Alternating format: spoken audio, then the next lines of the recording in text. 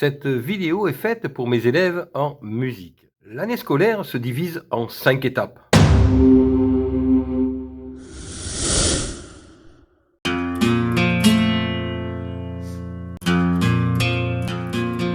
Une première étape qui va des vacances d'été aux vacances de la Toussaint.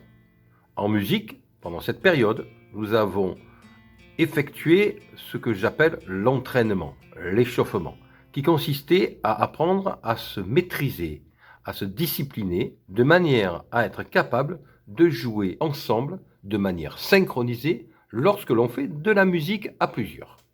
La deuxième étape, qui allait des vacances de la Toussaint aux vacances de Noël, consistait à maîtriser le rythme, à être initié à la mesure que l'on doit être capable de battre avec les pieds ou avec les mains, avec un djembé ou sans djembé.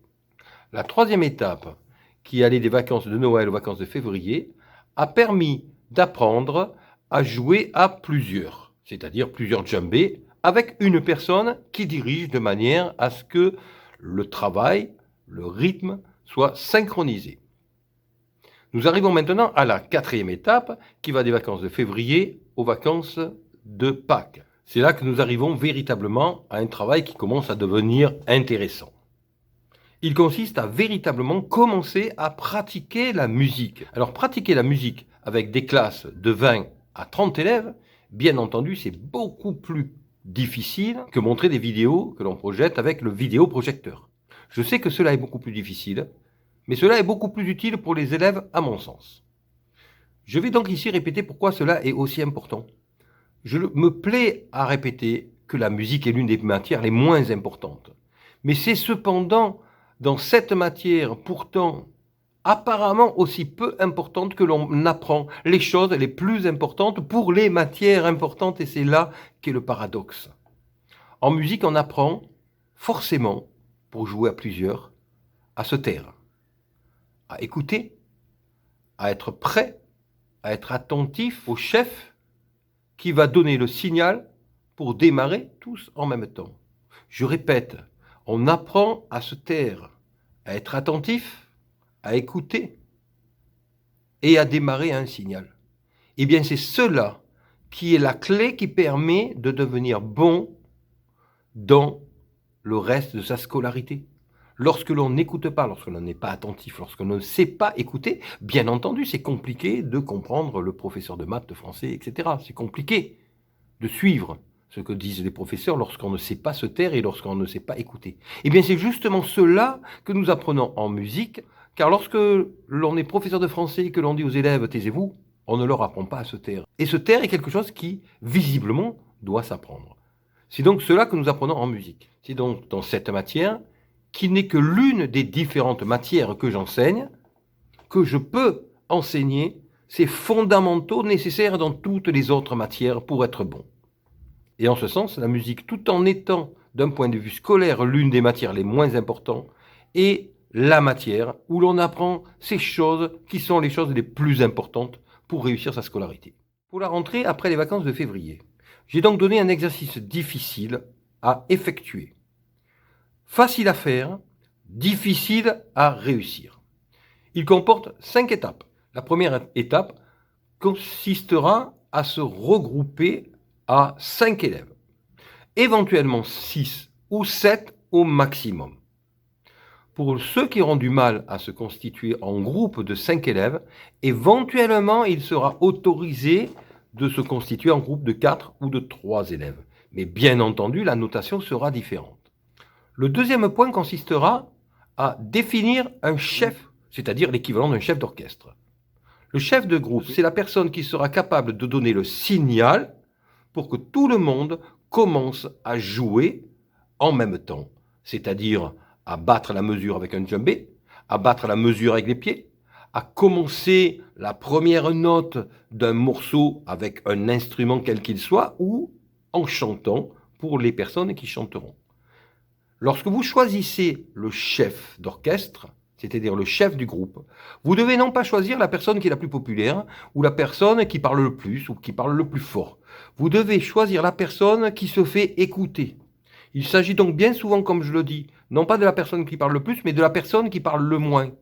car la personne qui parle le moins est généralement la personne qui écoute le plus, et c'est donc la personne qui, lorsqu'elle va parler, sera le plus écoutée. Cela est une direction que je vous donne. La personne que vous choisirez devra donc être la personne la plus apte à faire de votre groupe le meilleur de tous les autres groupes. Votre travail sera évalué et toute l'équipe aura la même note. Si vous choisissez bien la personne qui vous dirigera, vous aurez tous une bonne note car vous aurez tous réussi. Si vous choisissez mal, parce que vous choisissez le copain, la copine, le plus sympa, la plus sympa, eh bien cela risquera de ne pas vous apporter de bonnes performances et donc de bonnes notes. Ensuite, vous devrez donner un nom à votre groupe. Il faudra donc que vous soyez d'accord, que vous vous mettiez d'accord à 5 ou plus pour trouver un nom qui vous représentera bien. Il doit bien entendu s'agir d'un nom correct. L'étape suivante consistera à choisir une chanson que vous apprendrez à chanter ultérieurement. Je validerai ce choix. Et pour cela, vous devrez respecter les critères suivants. Tout d'abord, les insultes et grossièretés sont bien entendu interdites. De même que les messages de haine, de violence, d'agressivité ou de racisme. Votre chanson devra contenir une mélodie, car pour qu'il y ait musique, il faut qu'il y ait rythme et mélodie. Je considère donc le rap ou le slam comme quelque chose d'extrêmement intéressant, mais qui bien souvent sera plus adapté au français qu'à la musique à partir du moment où il n'y a pas de mélodie. Concernant la langue, bien entendu, il doit s'agir d'une chanson dont vous comprenez le message et dont moi aussi je comprends le message pour pouvoir valider s'il s'agit d'une chanson dont le message est acceptable ou ne l'est pas. Nous nous en tiendrons à une zone géographique restreinte à l'Europe, au sens large du terme, ce qui veut dire que prioritairement, vous choisirez une chanson en français, ou bien en anglais, en italien, en espagnol ou en allemand, qui sont des langues que vous étudiez éventuellement à l'école, qui sont également des langues que je comprends et pour lesquelles je peux valider le texte ou pas. Vous pourrez également, éventuellement, choisir le russe. J'appuie sur le fait que vous devez comprendre les textes que vous chanterez. Et enfin, vous vous entraînerez à faire ce que je vous ai déjà appris à faire, c'est-à-dire à battre la mesure en écoutant cette chanson. Pour l'instant, n'est pas encore venu le temps de chanter. C'est ce qui viendra par la suite. Pour l'instant, vous vous préparerez donc à battre la mesure sous l'impulsion du chef qui donnera le signal de départ et vous devrez être capable de battre la mesure au djembé tous ensemble au signal du chef d'orchestre que vous aurez choisi tout en écoutant la musique que vous aurez choisie que nous projetterons au vidéoprojecteur dans la classe pour vous mettre votre note d'évaluation. Pour résumer, cette évaluation est donc très simple. Elle demande donc globalement 1 heure de travail qui consiste tout d'abord à vous regrouper et de vous constituer en groupe de 5 personnes environ. Deuxièmement, à choisir un chef d'orchestre. Troisièmement, à vous donner un nom. Quatrièmement, à choisir une chanson que vous chanterez ultérieurement, que je validerai. Et cinquièmement, à commencer à vous entraîner à battre la mesure tout en écoutant cette chanson. J'insiste sur le fait que cela est très difficile car il s'agit d'un travail de groupe, mais très facile en ce sens que techniquement il n'y a pas de difficulté. Pour les parents qui me suivent, et je sais qu'ils sont maintenant relativement nombreux, vous comprenez donc l'objectif de cet exercice. Cet exercice consiste donc à apprendre à vos enfants à savoir se maîtriser, car cette maîtrise est indispensable dans toutes les matières.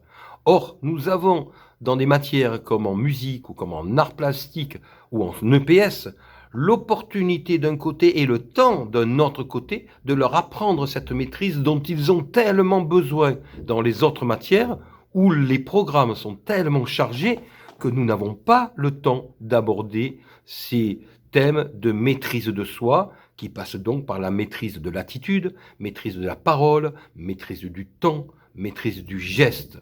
En musique, nous pouvons faire cela, et c'est pour cela que je pense qu'il est très important de prendre le temps à ces exercices de maîtrise qui conditionneront quasiment non seulement le reste de leur scolarité, mais peut-être même le reste de leur vie.